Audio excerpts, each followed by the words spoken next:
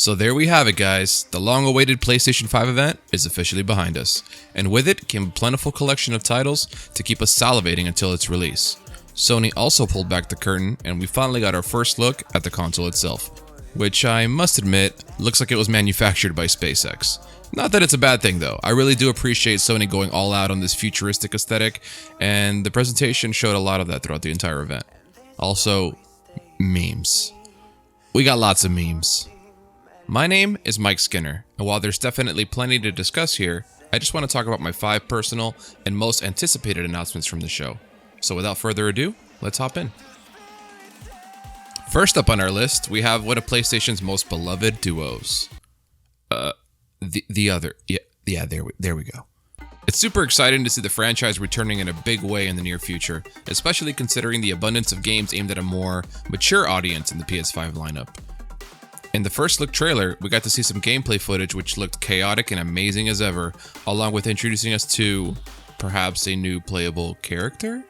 Either way, you could bet this game is going to be a blast. Number 4 already. We're making great time. Speaking of a great time, here's Deathloop. This game takes the plot of Netflix's Russian Doll and spices it up with a new twist. You are a rival assassin attempting to take down the big baddie, but every time you die, you must start the loop over. The graphics and general style of this game call out to me in a big way, and I'm super excited to see more. This will be a timed exclusive for Sony, and eventually head over for the PC Master Race to get their clicks in. Now here's a game that was able to flex its incredible PlayStation 5 capabilities without necessarily going for realism. Kena, Bridge of Spirits gives me major Avatar The Last Airbender vibes, and I love it. You play the role of some sort of spirit mediator as you build an army of cutesy, spectral animal things to defeat the bad guys. Sign me up. The gameplay footage we saw looked beautiful and showed what we can expect for combat and platforming through this new and gorgeous world. The game is launching this year, and I cannot wait. So, I somehow managed to totally miss all of the leaks that apparently were coming out for this game, and boy, am I glad that I did. Resident Evil Village caught me totally by surprise, and I was floored.